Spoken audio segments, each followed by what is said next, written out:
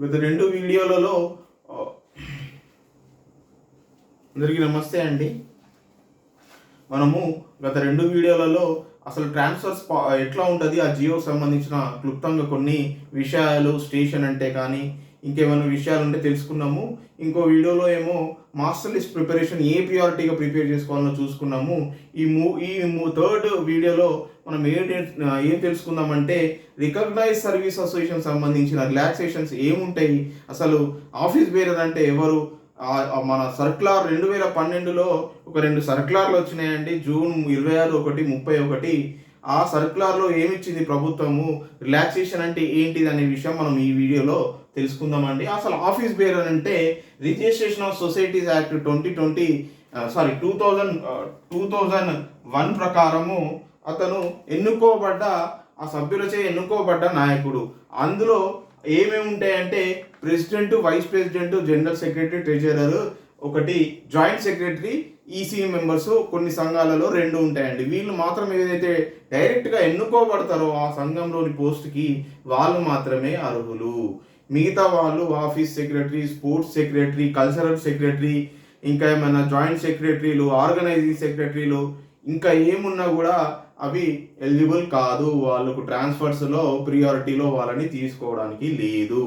ఇంకొకటి simple logic చెప్తాను. ఏ ఆర్గనైజేషన్లో పనిచేసినా ఆ హెడ్ క్వార్టర్లో కనుక 6 సంవత్సరాలు కంటే కనుక ఎక్కువ సర్వీస్ ఉంటే అయినకి ఆ సదరు ఉద్యోగికి మహిళ కానీ మహిళా ఆఫీస్ బేరర్ కానీ ఎవరైనా కానీ వాళ్ళకి ఎలిజిబుల్ ఉండదు. అసలు ఎగ్జామ్షన్లో వాళ్ళకి అవకాశం ఉండదు. వాళ్ళు యాజ్ యూజువల్ కామన్ ఎంప్లాయీకి ఎట్లయితే ఉంటుందో ట్రాన్స్ఫర్ వాళ్ళకు కూడా అలా ఉంటుంది. అదే సిమిలర్గా ఎలిజిబుల్ ఎవరికి ఉంటుంది అంటే ఇది ఏ రికగ్నైజ్ సర్వీసెస్ అయినా రాష్ట్ర స్థాయి బాడీకి, జిల్లా స్థాయి బాడీకి, తాలూకా స్థాయి బాడీకి మాత్రమే ఎలిజిబుల్ ఉంటుంది. అయితే కొన్ని సంఘాలు వాళ్ళకు అఫిలియేషన్స్ ఇస్తున్నాయి, మా అనుబంధ సంస్థ అంటానే కానీ సంఘం అంటుంది కానీ అట్లాంటి వాటికి ఎలిజిబుల్ ఉండదు. ఓన్లీ ఆ సంఘానికి సంబంధించిన జిల్లా, రాష్ట్ర, తాలూకా స్థాయి ఆఫీస్ బేరర్స్కి మాత్రమే, ఈ ఆఫీస్ బేరర్కే president, vice president, GS, treasurer, joint secretary, EC member ఎన్నుకోబడ్డ కొన్ని సంఘాలకు ఇద్దరికి మాత్రమే ఈ అవకాశం ఉంటుంది. వాళ్ళకు కూడా ఒకవేళ కనుక ఆ హెడ్ క్వార్టర్లో ఆల్రెడీ ఆఫీస్ బేరర్గా కాకుండా కానీ కూడా కానీ 6 సంవత్సరాల కంటే పై ఉన్నారంటే is not eligible in priority of relaxation. గుర్తుపెట్టుకోండి. తర్వాత మీకు ఏదైనా మీకు అన్యాయం జరుగుతూ ఉంది, గతంలో కూడా రిలాక్సేషన్ తీసుకున్నారు, మళ్ళీ తీసుకుంటా ఉన్నారు, సంఘం లెటర్ పెట్టుకొని మన ఆఫీస్ బేరర్ అనుకున్నారు అనుకోండి, మీరు ఒక చిన్న పని చేయండి. మీ యూనిట్ ఆఫీసర్ కానీ మీ హెచ్ఓడికి కానీ గతంలో ఆ సదరు ఉద్యోగి కనుక 2012లో కౌన్సిలింగ్ జరిగింది, జనరల్ 2018లో జరిగింది, దానికి సంబంధించిన మీరు తను ఎగ్జామ్షన్ ఆల్రెడీ తీసుకున్నారు, ఇప్పుడు వీల్లేదు అని మీరు ఒకవేళ ఆ కన్వీనర్కి కానీ యూనిట్ ఆఫీసర్కి మీరు విన్నపించుకోవడం జరిగితే తప్పనిసరిగా ఆ ఆఫీస్ బేరర్ని రిలాక్సేషన్ నుంచి తప్పించడం జరుగుతుంది. మీరు గమనించాలి ఇది.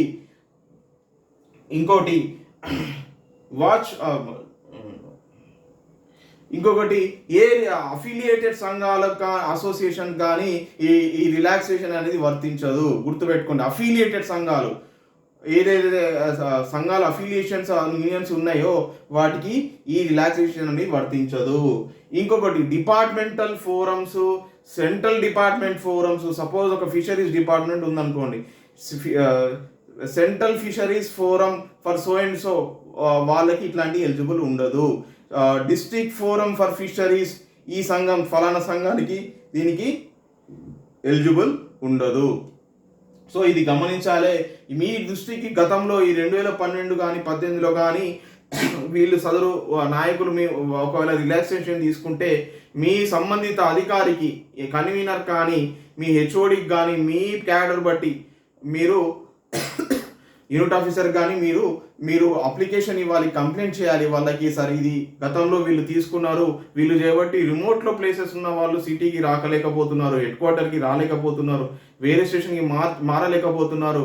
కావున మీరు దయచేసి గత రికార్డ్స్ 2012-18 కౌన్సిలింగ్ రికార్డ్స్ ఒకవేళ వాళ్ళు ఎగ్జామ్షన్ తీసుకొని ఉంటే మీరు వీళ్ళని మినహాయించాలి సార్ అని మీరు రిక్వెస్ట్ పెట్టాలి, సదరు ఉద్యోగం ఎవరైతే అన్యాయం జరుగుతుందో. ఇంకొకటి ముఖ్యమైన విషయం ఏంటంటే,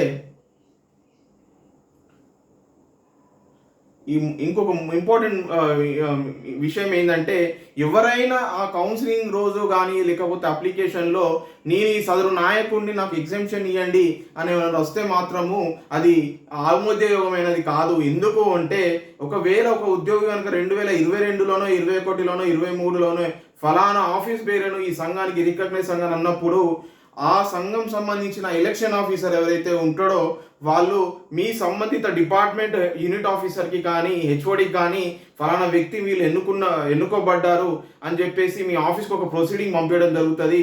అంటే ఆ బాడీ సంబంధించిన మొత్తం ప్రొసీడింగ్ పంపించడం జరుగుతుంది. ఒకవేళ ఆ ప్రొసీడింగ్లో ఆ వ్యక్తి ఉంటేనే ఆయనకి రిలాక్సేషన్ వస్తుంది. ఈరోజు ఎలక్షన్స్ టైంలో ఆ లెటర్ హెడ్ పట్టుకొని వచ్చి నేను ఫలానా నాయకుడిని అని అంటే మాత్రం అది ఆమోదయోగమైనది కాదు. దీనికి సంబంధించి మీ యూనిట్ ఆఫీసర్కి మీకు అన్యాయం జరిగితే మీరు కంప్లైంట్ కానీ మీ అర్జీ కానీ పెట్టుకోవాలి. ఏ సంఘ నాయకుడు కానీ రికగ్నైజ్ సర్వీస్ అసోసియేషన్లో కానీ ఒకవేళ సంఘం ఎలక్షన్స్ జరిగితే ఆ సంబంధిత హెచ్ఓడి ఆఫీస్ బేరర్ యొక్క హెచ్ఓడికి కానీ వాళ్ళ యూనిట్ ఆఫీసర్ కానీ ఆ జిల్లా యొక్క డిపిఆర్ఓ కానీ కలెక్టర్ కానీ ఈ ప్రొసీడింగ్ వెళ్తుంది. ఆ ప్రొసీడింగ్ వెళ్ళిందా లేదు ఉంటేనే అతనికి ఆ ట్రాన్స్ఫర్స్లో ఎగ్జామ్షన్ అంటే రిలాక్సేషన్ అనేది కన్సిడర్ చేస్తారు. అది కూడా 6 ఏళ్ల లోపు హెడ్ క్వార్టర్లో ఉంటే మాత్రమే మీకు రిలాక్సేషన్ వస్తుంది, లేకపోతే రాదు. మీరు గమనించండి.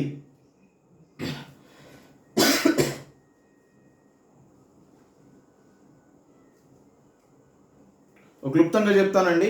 ఇప్పుడు చెప్పిన ట్రాన్స్ఫర్స్లో రికగ్నైజ్ సర్వీస్ అసోసియేషన్ సంబంధించి రిజిస్ట్రేషన్ యాక్ట్ 2020 ప్రకారము ఈ 6 president, vice president, GS, treasurer, joint secretary, EC 2 post ఈసీలో 2 పోస్టులు ఎన్నుకోబడ్డ పోస్టులకు మాత్రం రిలాక్సేషన్ వస్తుంది. ఒకవేళ సదరు ఉద్యోగి కనుక 6 ఏళ్ళు పైన ఉన్నారనుకోండి, ఆయనకి ఏ లెటర్ ఏది రిలాక్సేషన్ రాదు. సంఘం ఆఫీస్ బేరర్ అయినా రాదు, ఏది కంపల్సరీ ట్రాన్స్ఫర్లోనే ఉంటారు. ఇంకొకటి యాజ్ పర్ బైలా ఎలిజిబిలిటీ ఎవరికి ఉంటుంది అంటే రికగ్నైజ్ సర్వీస్ అసోసియేషన్ సంబంధించిన జిల్లా, రాష్ట్ర, తాలూకా స్థాయి నాయకులకి, వాటి సంబంధించిన అఫిలియేటెడ్ సంఘాలకు కానీ అసోసియేషన్స్ కానీ ఎలాంటి వాళ్ళకి ఉండదు. ఇది కూడా ఈ సంబంధించిన ఆఫీస్ బేరర్స్కి మాత్రమే.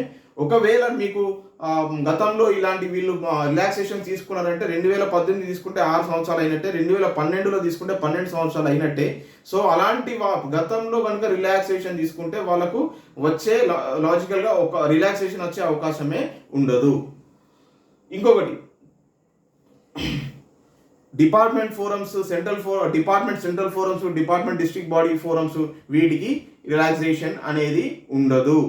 యాజ్ పర్ GO 80 ఇప్పుడు ఏదైతే ట్రాన్స్ఫర్స్ ఉందో దానికి అనుసంధానంగా అయితే ఇవి ఎలిజిబుల్ కాదు.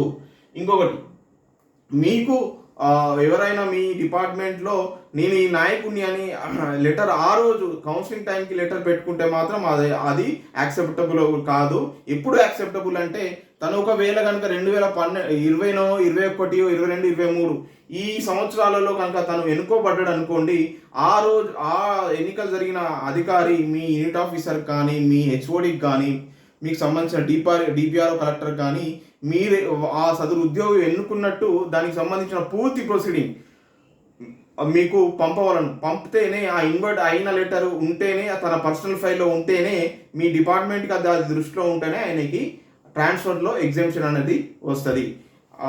ఈ వీడియోకి సంబంధించి ఏదైతే రికగ్నైజ్ సర్వీస్ అసోసియేషన్ సంబంధించిన రిలాక్సేషన్ ఉందో మీకు అర్థమైందని ఆశిస్తున్నాను.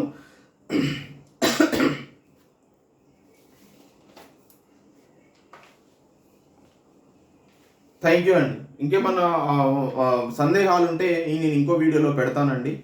అంటే నాకు జనరల్గా వచ్చే క్వశ్చన్స్ దాన్ని బట్టి మీకు పెట్టడం జరుగుతుందండి. Thank you.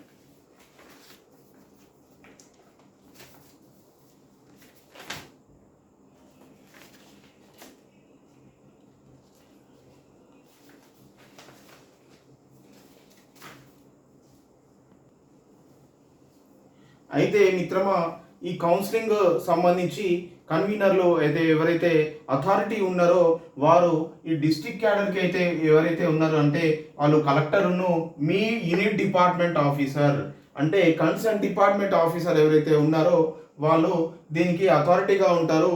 మీకేమైనా సమస్యలు వచ్చినా కానీ వీళ్ళని మీరు కన్సర్న్ అవ్వాలి.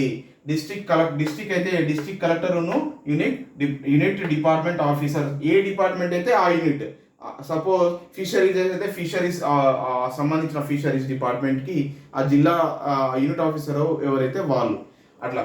ఇంకొకటి సెకండ్ జోనల్ మల్టీ జోన్కి ఆ కన్సర్న్ డిపార్ట్మెంట్ హెచ్ఓడి ఎవరైతే ఉన్నారో వాళ్ళు కన్వీనర్. సిమిలర్లీ ఈ స్టేట్ క్యాడర్ ఎవరైతే ఉన్నారో ఆ స్పెషల్ సిఎస్ ప్రిన్సిపల్ సెక్రటరీ, ఇంకొకటి హెచ్ఓడి కన్వీనర్గా ఉంటారు. అంటే మీకు సంబంధించి ఏమైనా మీకు సమస్య వచ్చినచో మీరు వీళ్ళను గ్రేవెన్స్ వీళ్ళకి ఇచ్చుకోవాలని చెప్పేసి జియో 80 ప్రకారము ఇచ్చినారు.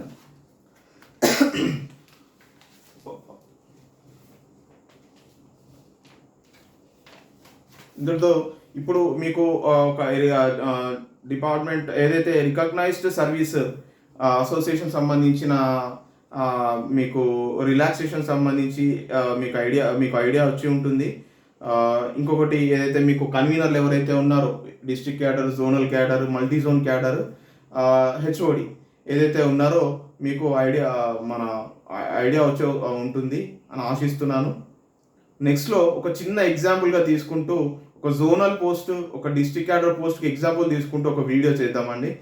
అంటే దాంతో మీకు ఒక బ్రీఫ్ ఐడియా అనేది వస్తుంది. కౌన్సిలింగ్లో అసలు ఏం జరుగుతుంది, ఎట్లా జరుగుతుంది అనే ఆలోచన మీకు వస్తుందని నేను ఆశిస్తున్నానండి. Thank you.